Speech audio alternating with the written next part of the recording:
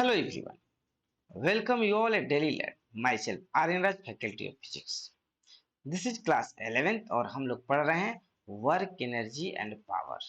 और work energy power का आज हमारा ये 7वां लेक्चर है। बच्चों, आज के क्लास में हम लोग पढ़ने वाले हैं gravitational potential energy in case of earth. तो सबसे पहले हम डिफाइन करते हैं कि ग्रेविटेशनल पोटेंशियल एनर्जी क्या है, जो कि मैंने पिछले क्लास में बताया था कि किसी ग्रेविटेशनल फील्ड में किसी मास को वेरी स्लोली एक पॉइंट से दूसरे पॉइंट पर ले जाते हैं, तो जो हमें एक्सटर्नल फोर्स के द्वारा वर्क डन करना पड़ता है, वो वर्क डन उस सिस्टम में स्टोर हो जाता है as a potential energy, and that is called change in potential energy. Now आज हम बात करने वाले इन केस ऑफ अर्थ। तो इसको कैसे डिफाइन करेंगे बच्चों? तो पहले डिफिनीशन लिख लेते हैं। It is defined as it is defined as amount of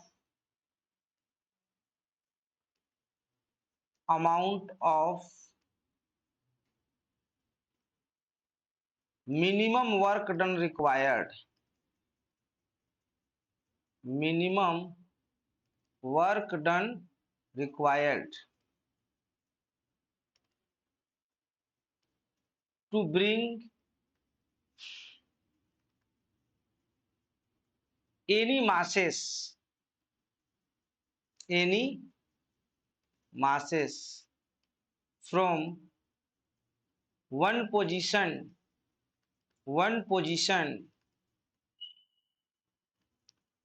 to another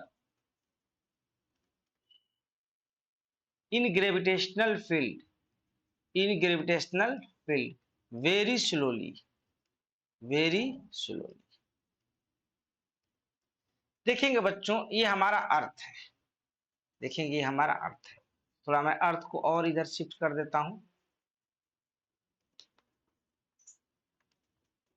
suppose that ये हमारा अर्थ है इस तरीके से, और इस सरफेस से इनिशियली कोई एक ऑब्जेक्ट है, इस पोजीशन पर है, इस पोजीशन पर इसका मास m है, और इसका अर्थ सरफेस से जो हाइट है, जो पोजीशन है, वह है h1। और इसको एक्सटर्नल फोर्स के द्वारा वेरी स्लोली, कैसे? वेरी स्लोली कहने का मतलब होता है कि इसका एक्सेलरेशन 0। हम इसको उठाकर इनिशियल पोजीशन से यहां पर ले आए, और अब ये हो गया इसका फाइनल पोजीशन। और अब इसकी जो यहाँ से पोजीशन है अर्थ सरफेस से, वो हो चुकी है h2। तो कितना हम हाइट लाए? अगर ये यहाँ से ये वाला हाइट मेरे से पूछता है, तो हो जाएगा h2 minus h1 is equal to h। तो कह रहा है कि यहाँ से यहाँ जो एक्सटर्नल फोर्स से हम इसको लाए हैं, लाने में जो वर्क डन होगा वो सिस्टम में स्टोर हो जाएगा as a potential energy, and that is called change in potential energy. Right बच्चों? तो जरा देखेंगे, हम लिखते हैं dw is equal to F external dot dh मैं लिखता हूं, क्योंकि हम यहाँ हाइट को वैरी करा रहे हैं। अब बच्चों एफ एक्सटर्नल क्या होगा? तो इस ब्लॉक का हम एफबीडी आपको दिखाते हैं। ये जो ब्लॉक है, इस पर एक फोर्स नीचे की तरफ लग रहा है mg, और एक फोर्स ऊपर की तरफ लग रहा है एक्सटर्नल फोर्स, और इसकी एक्सेलरेशन 0 है, क्योंकि ये ऑब्जेक्ट वेरी स्लोली जा रहा है। ये तभी होगा जब इस पर लगने वाला नेट फोर्स 0 होगा, तो एफ एक्सटर्नल का वैल्यू मेरे को क्या मिलेगा बच्चों? mg। तो चलो इसमें हम लोग रखते हैं। तो dw is equal to mg into dh into cos 0 degree. अब मैं इसको इंटीग्रेट कर देता हूं बच्चों। कहां से? इनिशियल पोजीशन h1 था, फाइनल पोजीशन क्या है? h2। सो ये मैं कह रहा हूं कि यहां से यहां तक जब लाया होगा तो कोई डेल्टा W1 वर्क डन किया है और ये W2, तो इसको क्या बोलेंगे, W2 minus W1 is equal to mg, ये हो जाएगा बच्चों, डायरेक्ट मैं इंटीग्रेट करके लिख रहा हूं, H2 माइनस H1। सो ये delta W, this is work done by external force is equal to mgh, और ये क्या है, this work done remain store in the system, this work done remain store in the system, store in the system as a potential energy, as a potential energy, and it is also called, and it is also called, it is also called change in potential energy, change in potential energy। देखो बच्चों, हम हमेशा कभी भी potential energy का absolute value नहीं निकालते हैं, चेंज इन पोटेंशियल एनर्जी निकालते हैं। और केवल अगर पोटेंशियल एनर्जी बोलते हैं तो हमारा रेफरेंस पॉइंट इन्फिनिटी है, लेकिन हम यहाँ रेफरेंस पॉइंट को इन्फिनिटी नहीं लिए हैं, बल्कि अर्थ सरफेस से लिए हैं जो कि फाइनाइट डिस्टेंस पर है। सो क्या हो जाएगा बच्चों, this work done by external force remain stored in the system as a potential energy, so change in potential energy, और इसका वैल्यू हो जाएगा mgh,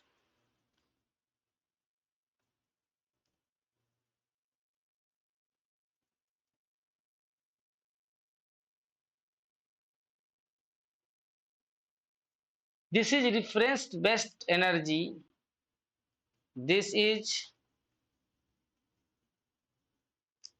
reference based energy,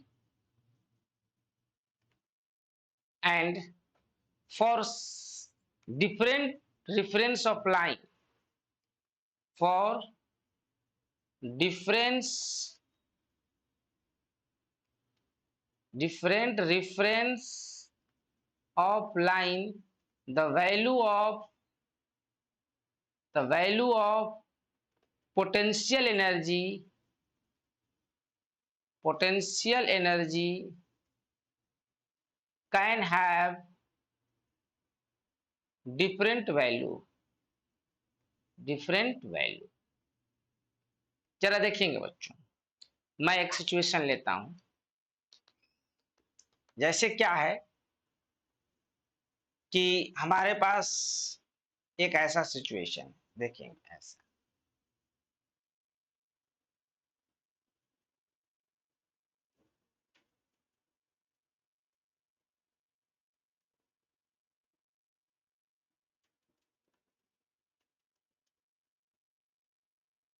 अब सपोज दैट कि यहां पर एक ब्लॉक रखा हुआ है, ठीक है, और हम तीन, ये हाइट जो है यहां से यहां हाइट ये है H2, और ये हाइट है H1। अब मैं तीन रिफरेंस लाइन लेता हूं, जरा देखेंगे, ये यहां पर है, मैं इसको कहता हूं रेफरेंस लाइन 1, रेफरेंस लाइन 2 और रेफरेंस लाइन 3। अभी मैंने रेफरेंस लाइन क्या लिया था इस केस में, ये था हमारा रेफरेंस लाइन,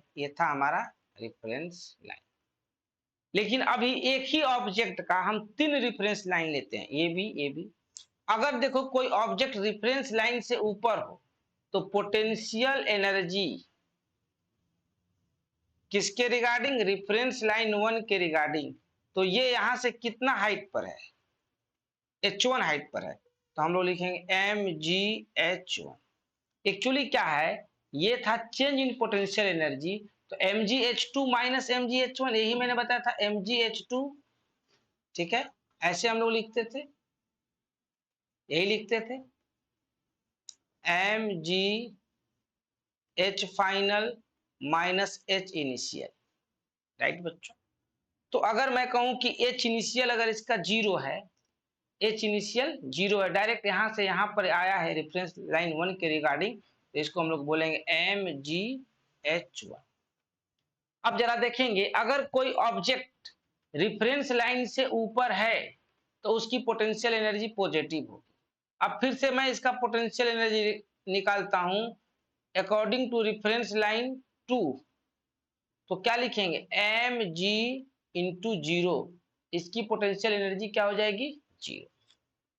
फिर से मैं लिखता हूं इस रेफरेंस लाइन 3 के accordingly potential energy according to reference line 3, तो हम लोग क्या लिखेंगे M G minus H two, या उसको हम लोग लिख सकते हैं माइनस एम जी एच टू। तो ये हमारा जो पोटेंशियल एनर्जी है इसका वैल्यू अलग अलग हो सकता है फॉर सेम ऑब्जेक्ट। अगर हम रेफरेंस लाइन चेंज करेंगे तो इसका पोटेंशियल एनर्जी का वैल्यू भी चेंज होगा। ये बहुत इंपॉर्टेंट कॉन्सेप्ट है और इसी को लेकर हम प्रश्न को लगाएंगे।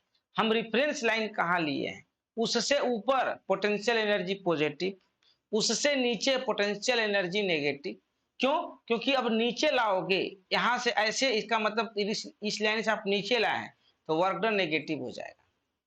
अगर यहाँ से ऊपर ले गए हैं वर्क डन पॉजिटिव हो जाएगा, और यहीं पर ले गए हैं तो कहीं ले ही नहीं गए हैं इसलिए वर्क डन होगा ही नहीं, इसलिए पोटेंशियल एनर्जी जीरो हो जाएगा। सो इस पोटेंशियल एनर्जी में भी पॉजिटिव, में भी नेगेटिव और में भी zero, depend upon reference line. Clear है? सो हम अब किसी भी ऑब्जेक्ट का पोटेंशियल एनर्जी निकाल लेंगे। तो चलो ये तो हमने निकाला एक मास का। अब कंटिन्यूअस अगर कोई बॉडी होगा तो उसका पोटेंशियल एनर्जी कैसे कैलकुलेट करेंगे, ठीक है। जैसे calculation of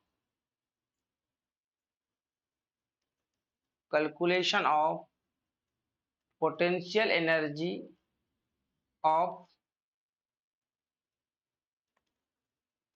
continuous mass distribution,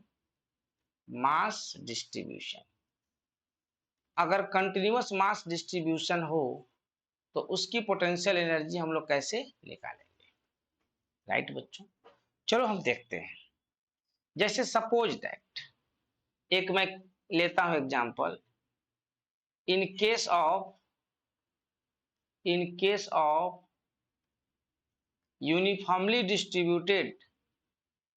uniformly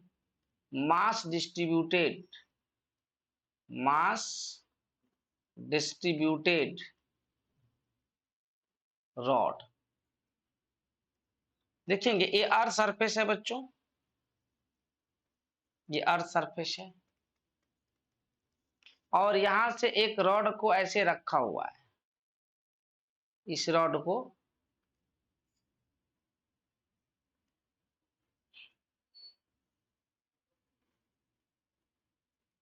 ऐसे रखा हुआ है।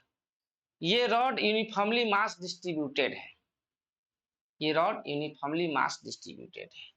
इसकी पोटेंशियल एनर्जी क्या होगी, कैसे निकालेंगे पोटेंशियल एनर्जी, जरा ध्यान से देखना। तो इसका अगर पोटेंशियल एनर्जी निकालना है तो हम क्या करते हैं, हम एक छोटा सा एक एलिमेंट लेते हैं, एक छोटा सा एलिमेंट,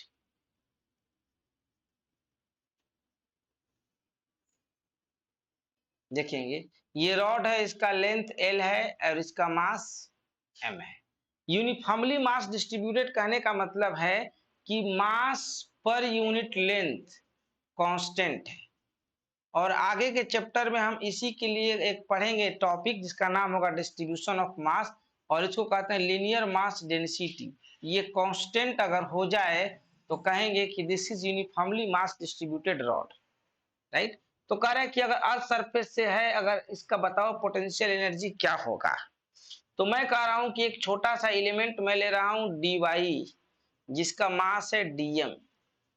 तो अब ये dm मास है, लेंथ है dy, और इसको कहूं कि ये अर्थ सरफेस से y डिस्टेंस पर है, तो इसकी पोटेंशियल एनर्जी क्या होगी, बहुत कम होगी पोटेंशियल एनर्जी, और हो जाएगी वो du। क्या हो जाएगी, डी यू।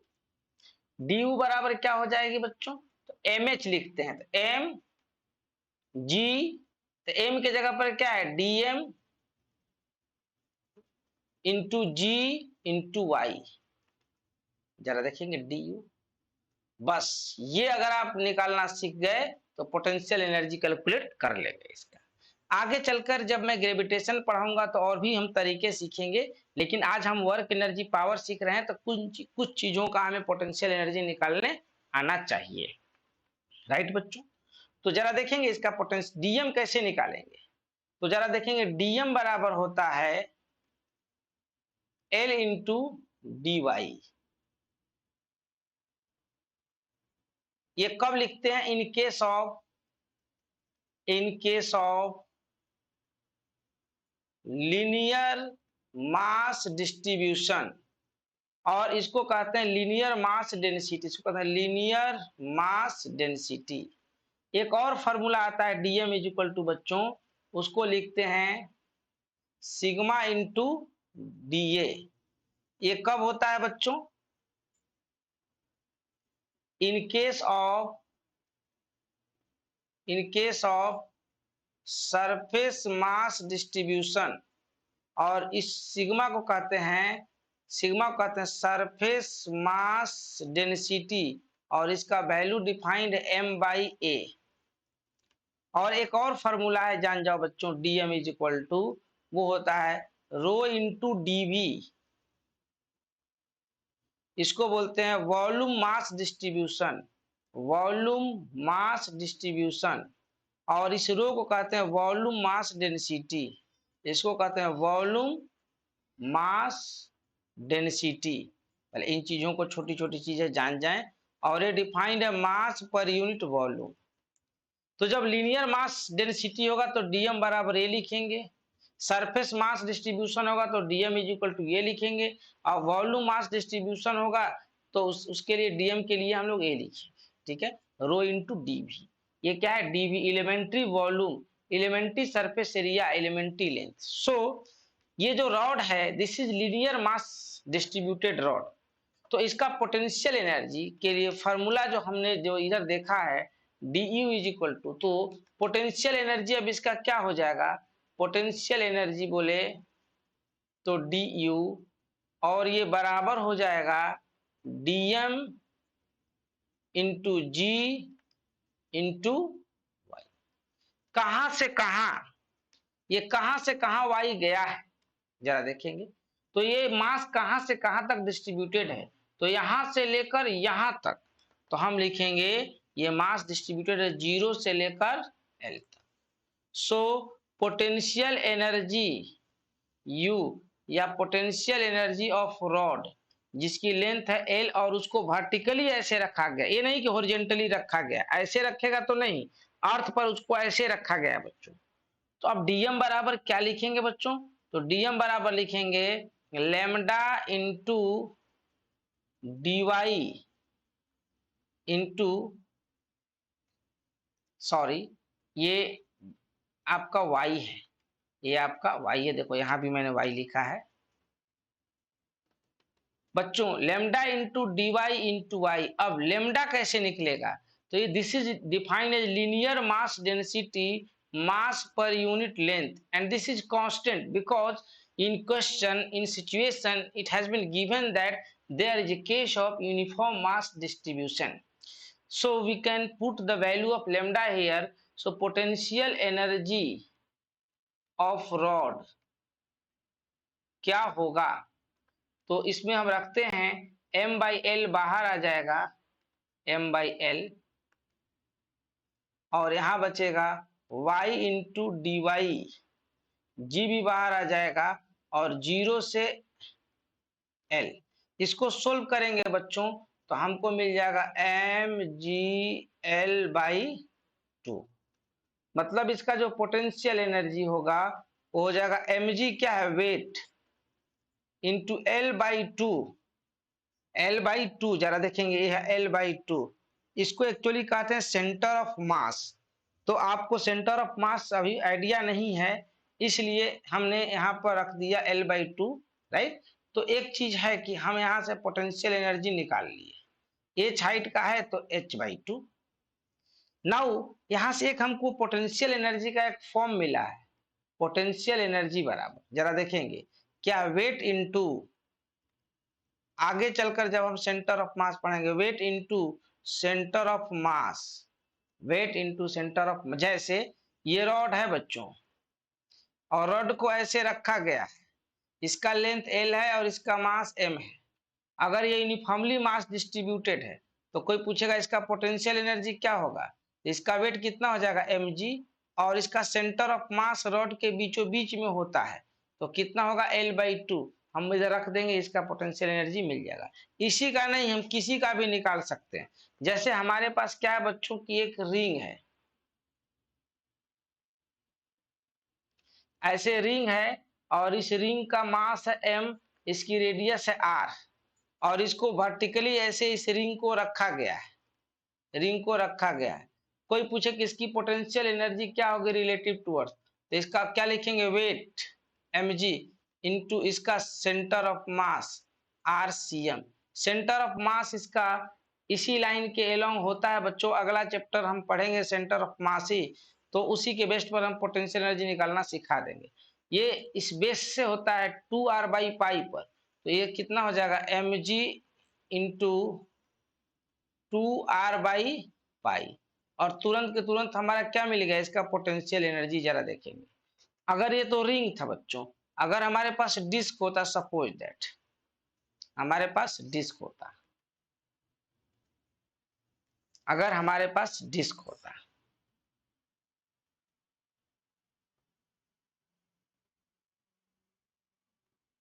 हमारे पास डिस्क होता ऐसे, और ये डिस्क क्या है, इस तरीके से है, और ये यूनिफॉर्मली मास डिस्ट्रीब्यूटेड है, इसका रेडियस r है, इसका मास m है। अब कोई कह रहा है कि बताओ इसका पोटेंशियल एनर्जी क्या होगा, अर्थ पर ऐसे रखा गया, ऐसे हॉरिजॉन्टल नहीं वर्टिकली रखा गया है, तो अगर इसका पोटेंशियल एनर्जी हमको निकालना है तो लिखेंगे पोटेंशियल एनर्जी बराबर wait m into g into RCM, इसका सेंटर ऑफ मास यहाँ से, तो इसका ये होता है mg, और इसका सेंटर ऑफ मास हो जाएगा 3r/2 पाई। तो लो जी, इसका भी पोटेंशियल एनर्जी हमको मिल गया। तो इस तरीके से हम लोग potential energy centre of mass जानते हैं तो निकाल लेंगे। और सेंटर ऑफ मास कैसे निकालते हैं उसके लिए हमें एक अगला चैप्टर पढ़ना है। हालांकि पोटेंशियल एनर्जी हम एलिमेंट्री मेथड से ही निकालते हैं, और इसके लिए हम ग्रेविटेशन में जाएंगे तो ग्रेविटेशनल पोटेंशियल एनर्जी को डिफरेंट डिफरेंट केसेस में निकालेंगे, ग्रेविटेशनल पोटेंशियल को भी निकालेंगे।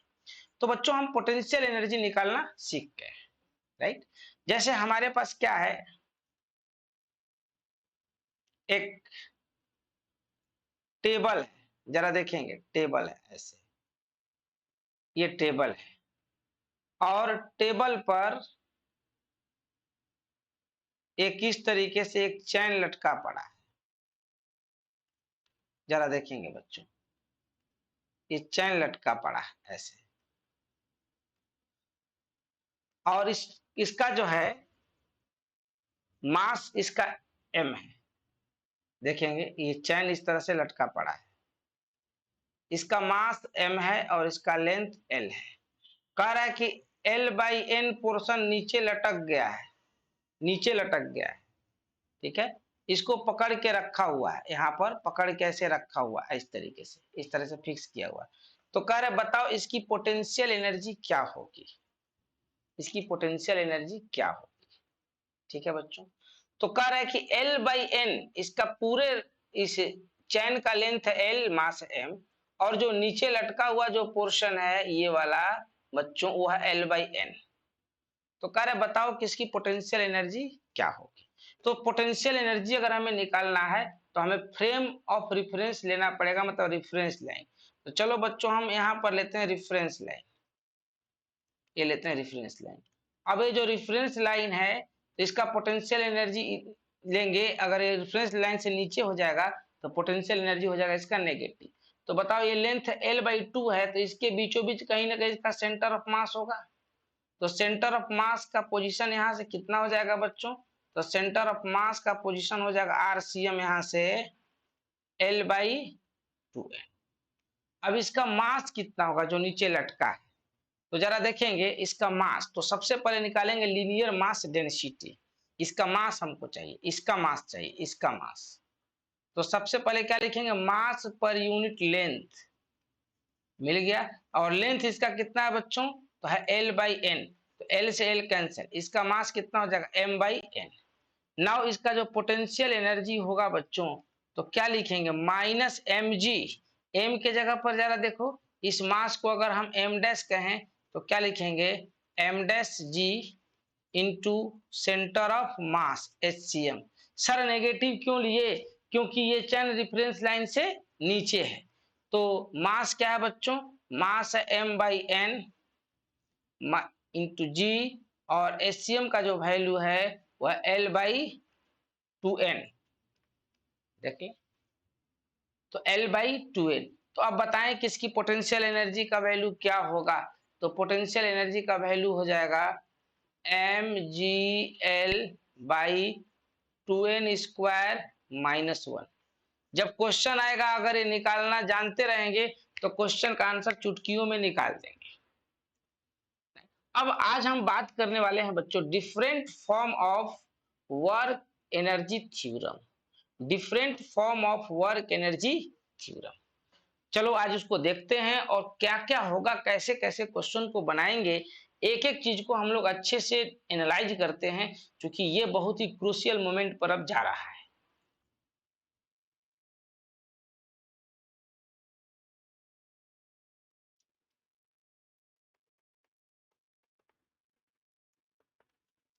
डिफरेंट फॉर्म ऑफ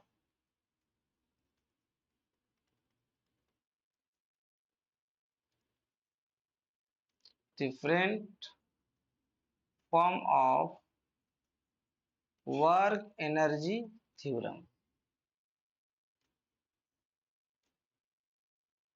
जरा देखेंगे ये थ्योरम क्या था कि work done by all forces is equal to change in kinetic energy.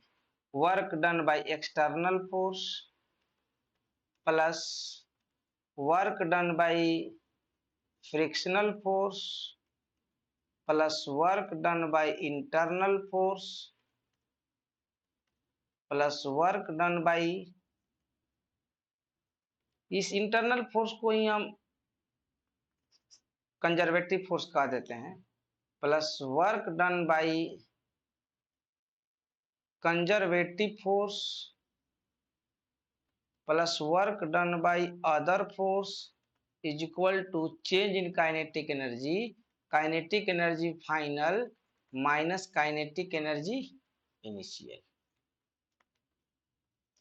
अगर मैं बच्चों बात कहूं कि न तो यहां पर कोई अदर फोर्स है, कोई भी फोर्स नहीं है, तो हम इसको क्या लिखेंगे, work done by external force plus work done by frictional force. अच्छा, work done by conservative force बराबर क्या होता है बच्चा, negative of change in potential energy is equal to हो जाएगा kinetic energy final minus kinetic energy initial. ध्यान से देखेंगे, अब हम कंजर्वेटिव फोर्स को नहीं कंसिडरेशन में लेते हैं इधर, तो हम पोटेंशियल एनर्जी के बारे में जान चुके हैं। अब तो work done by external force plus work done by frictional force, ये डिसिपेटिव फोर्स है, इज इक्वल टू हो जाएगा change in kinetic energy plus ये इधर आएगा तो चेंज इन पोटेंशियल एनर्जी।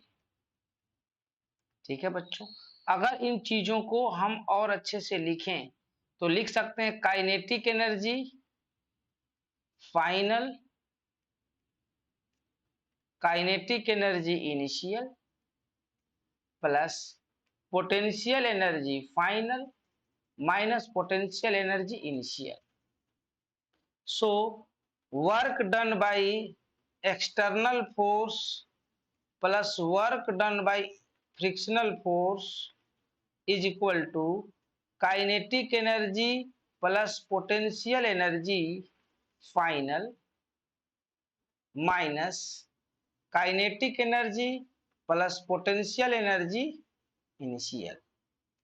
ठीक है बच्चों, और इस काइनेटिक एनर्जी और पोटेंशियल एनर्जी को हम कहते हैं मैकेनिकल एनर्जी। इसको क्या कहते हैं? Mechanical energy. Mechanical energy. तो हम यहां से ये कह सकते हैं कि work done by external force plus work done by frictional force, सिर्फ दो ही फोर्स को मैं ले रहा हूं, frictional force is equal to change in total energy E final minus E initial. जहां पर ई बराबर क्या है बच्चा? यह है टोटल मैकेनिकल एनर्जी, बोले तो क्या? Potential energy plus kinetic energy. अगर मैं कहूं कि फ्रिक्शन फोर्स जीरो है, फ्रिक्शन फोर्स जीरो है, तो work done by external force बराबर हो जाएगा E final minus E initial.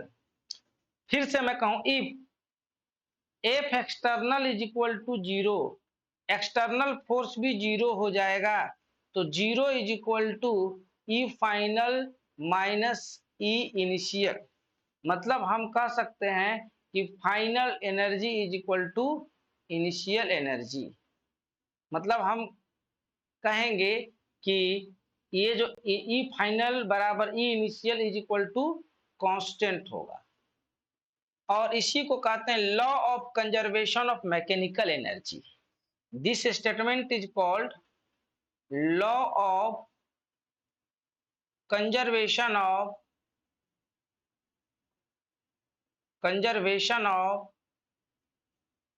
Mechanical energy, law of conservation of mechanical energy. तो स्टेटमेंट क्या है? स्टेटमेंट लिखेंगे, statement if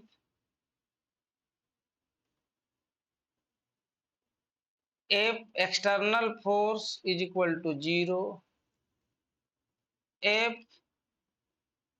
other force, if other is equal to zero, if non-conservative force is equal to zero, then total mechanical energy, total mechanical energy of a system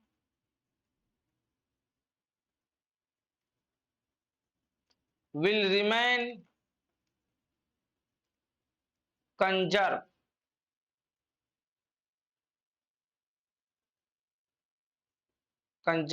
This is also called law of conservation of energy.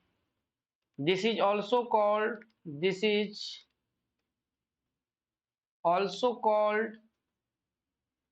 law of conservation of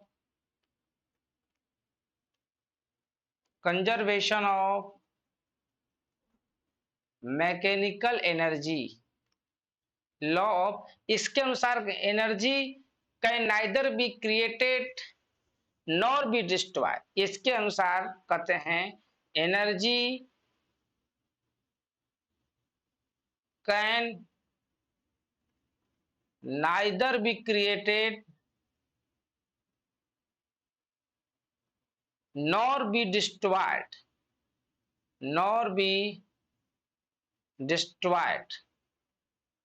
but it can convert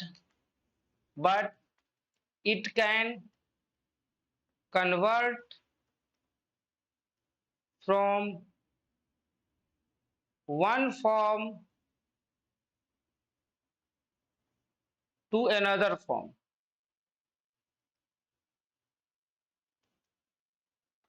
ठीक है, तो ये बड़ा ही important है। दूसरी बात, अगर system पर लगने वाला एक्सटर्नल फोर्स जीरो है, सिस्टम पर लगने वाला एक्सटर्नल फोर्स जीरो है, तो एनर्जी कंजर्वेशन कहता है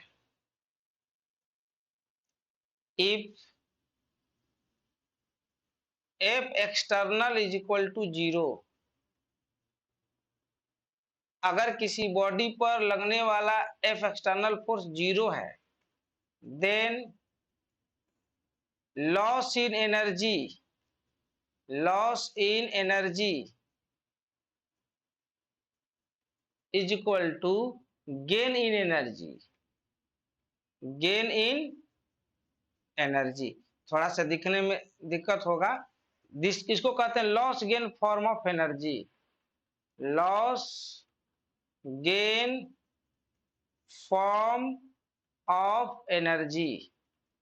अब बच्चों ये जो चीजें हम सीखे हैं ना, इसको प्रश्न में अप्लाई करेंगे और एक एक प्रश्न को करके हम लोग देखेंगे कैसे इसको सोल्व करते हैं।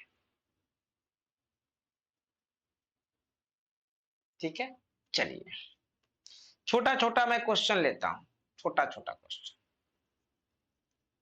एक एग्जाम्पल में वन ले रहा हूं, कह रहा है, जरा देखेंगे,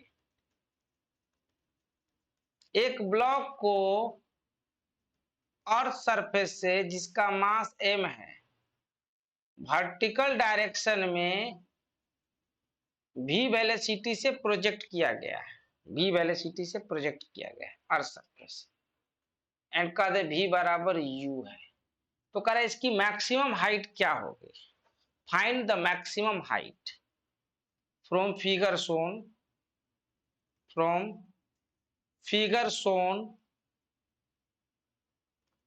find the value of maximum height। बहुत अच्छा क्वेश्चन को हम लोग चुटकियों में आज के बाद सोल्व करेंगे बच्चों, आप लोग देखेंगे। From figure shown find the value of maximum height, maximum height हमको निकालना है। तो यहाँ पर हम क्या देख रहे हैं, सॉल्यूशन में आते हैं, क्या यहाँ पर कोई एक्सटर्नल फोर्स है, जीरो। क्या यहाँ पर कोई फ्रिक्शनल फोर्स है,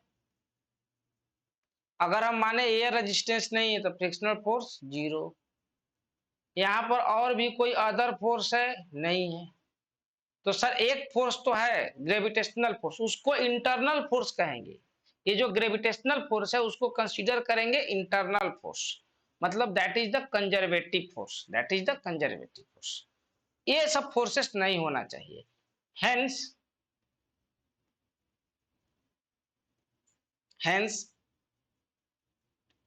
total mechanical energy will remain constant, will remain constant। मतलब क्या, E फाइनल, ठीक है। अब मैं मेथड वन लगाता हूं बच्चों, E final is equal to E initial. E final जैसे ही हम ये लगाएंगे, E final is equal to E initial, मतलब इसका क्या हुआ, kinetic energy final, potential energy final बराबर kinetic energy initial plus potential energy initial. बड़ा आसान सा क्वेश्चन है। देखो बच्चों, जैसे ही हम ये लगाएंगे, टोटल मैकेनिकल एनर्जी कंजर्वेशन का फॉर्म लगाएंगे, there need a reference line, तब हमको रेफरेंस लाइन की जरूरत पड़ेगी। तो बताएंगे, अगर हम इनिशियली यहीं से ऑब्जेक्ट को फेंका गया है तो फाइनल पोटेंशियल एनर्जी क्या हो जाएगा, zero. Sorry, initial potential energy क्या हो जाएगा, जीरो। और इनिशियल काइनेटिक एनर्जी क्या हो जाएगा, हाफ mu²। उसके बाद मैं कह रहा हूं कि ये ब्लॉक आया इधर इधर और ये मैक्सिमम हाइट को गेन कर लिया है। मैक्सिमम हाइट गेन करने का मतलब है कि अब इसकी जो वेलोसिटी है वो जीरो हो चुकी है, अब ये नीचे की तरफ आना शुरू कर देगा। तो अगर नीचे के तरफ आना शुरू कर देगा तो भी फाइनल अगर जीरो हो जाएगा बच्चों, तो काइनेटिक एनर्जी फाइनल क्या हो जाएगा, 0। अब मैं कहता हूं कि ये एच मैक्स हाइट पर आ चुका है, एच मैक्स हाइट पर आ चुका है,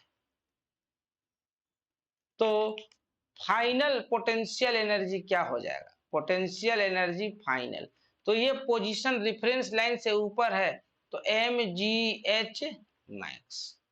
अब हम क्या करेंगे बच्चों, अब हम क्या करेंगे कि इसको इस फॉर्मेट में रख देंगे। ये क्या है, law of conservation of total mechanical energy. ये कब वैलिड होता है, जब किसी सिस्टम पर लगने वाला नेट एक्सटर्नल फोर्स 0 हो जाए, उस पर लगने वाला कोई डिसिपेटिव फोर्स ना हो, फ्रिक्शनल फोर्स ना हो, तो उस सिस्टम का टोटल मैकेनिकल एनर्जी हमेशा कंजर्व होगा। राइट बच्चों, तो अब इसका वैल्यू हम इस इक्वेशन में रखते हैं, जरा देखेंगे। तो kinetic energy final 0, potential energy final m जी h max, kinetic energy initial half m u square, potential energy 0। मेरे को एच मैक्स चाहिए बच्चों, एच मैक्स चाहिए, तो जरा देखो एच मैक्स बराबर क्या मिला, एम से एम तो कैंसिल हो जाएगा, तो यू स्क्वायर बाई 2g मिला कि नहीं। तो क्या प्रोजेक्टाइल मोशन में मैक्सिमम हाइट हम यही फॉर्मूला नहीं निकाले थे, देख लो। नाउ एक दूसरा मेथड है, उस मेथड से भी आपको मैं क्वेश्चन बनाना सिखाऊंगा, और देखना आप सारे के सारे क्वेश्चन कितने इजी वे में बनेंगे, बहुत इजी वे में बन जाएंगे। देखना बच्चों, इसको कहते हैं loss gain form of energy, loss gain form of energy.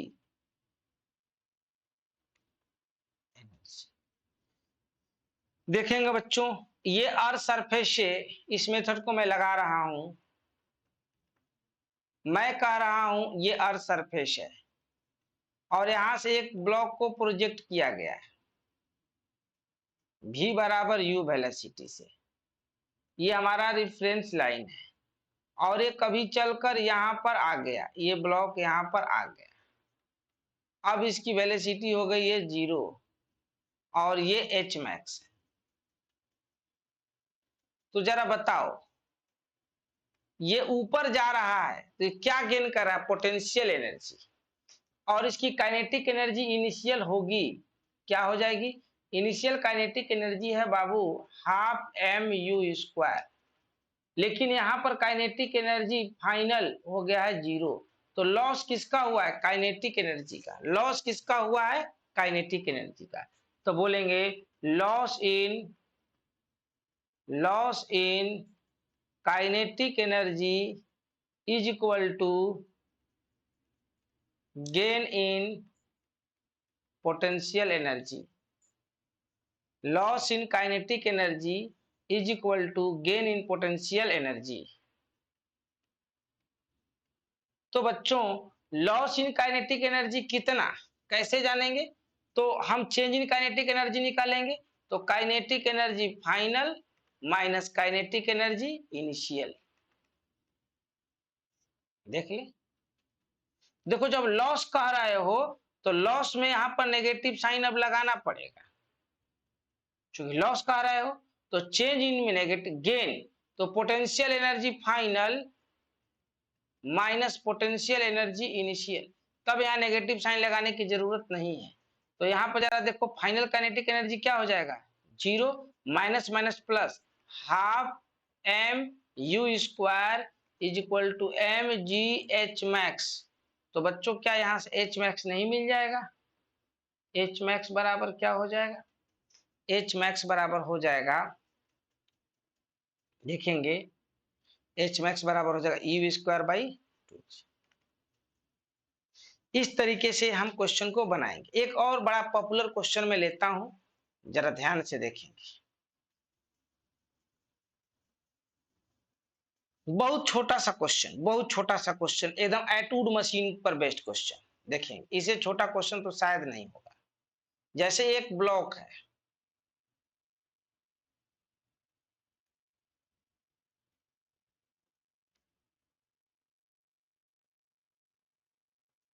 जरा देखेंगे।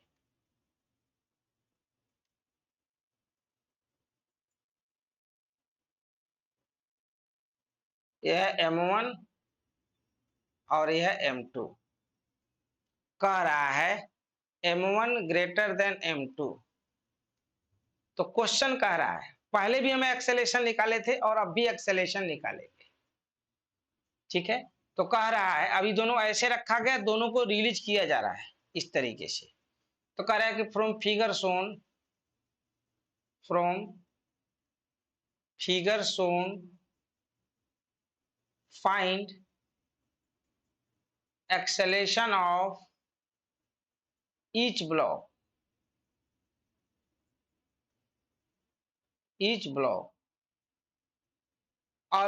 also find also find kinetic energy of each block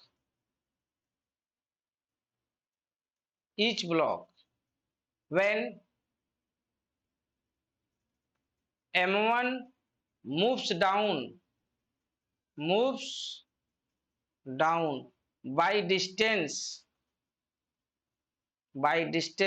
x। अच्छा क्वेश्चन है, बहुत आसान क्वेश्चन है, इसको सड़ा प्रॉब्लम भी बोल सकते हैं आप लोग, जो बोलना है बोले। क्योंकि हमने वर्क एनर्जी पावर पढ़ा, अब एक क्वेश्चन को हमने न्यूटन्स लॉज ऑफ मोशन में भी सोल्व किया, अब कैसे सोल्व करेंगे जरा ध्यान से देखेंगे और इसको सीखेंगे, ठीक है बच्चों। तो मैं इसको मिटा देता हूं, ये जो लिखा हुआ है मैं इसको मिटाऊंगा, आप लोग लिख लें, ये मैं मिटाऊंगा।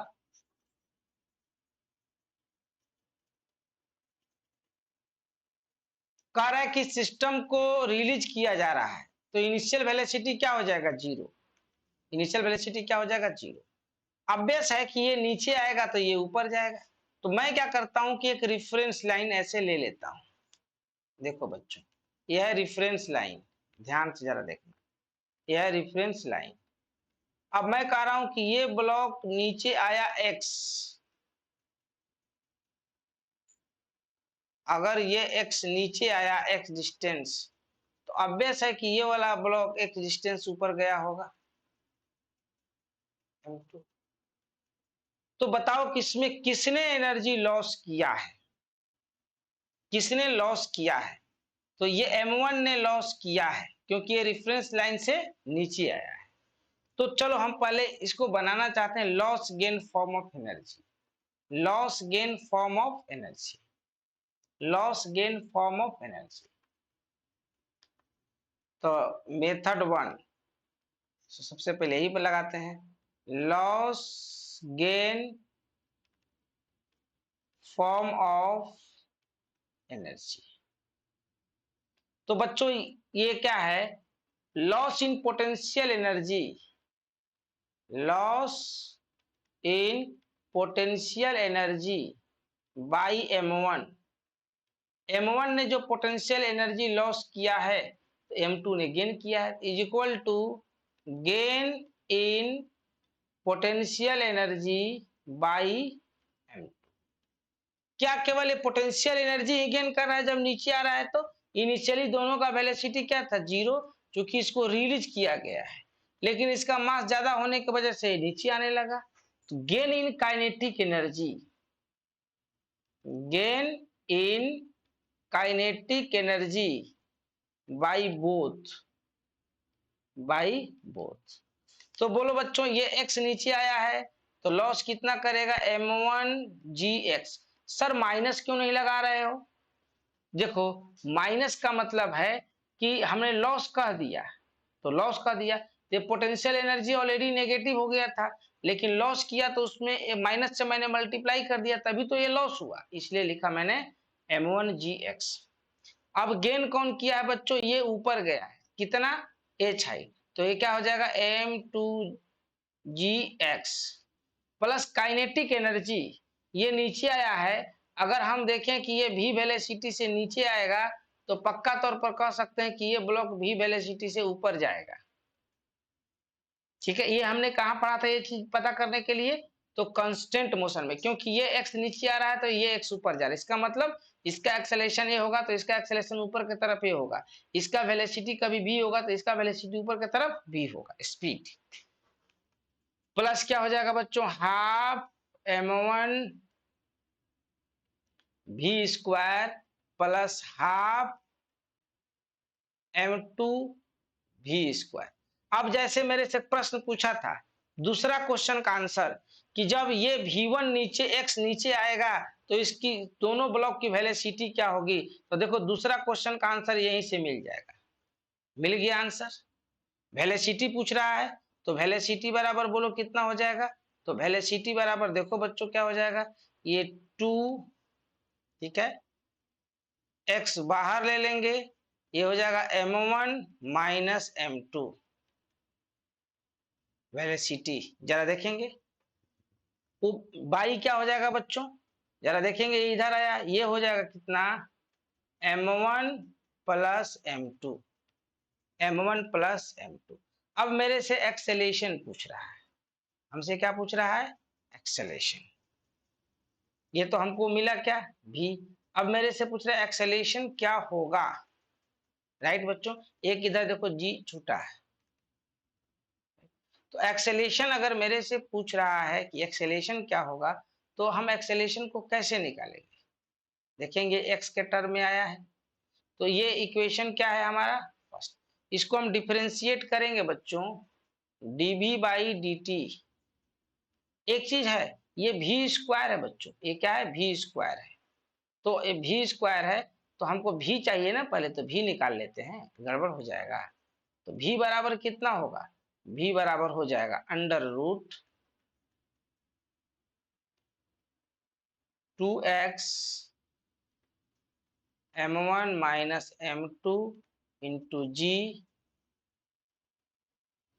m1 plus m।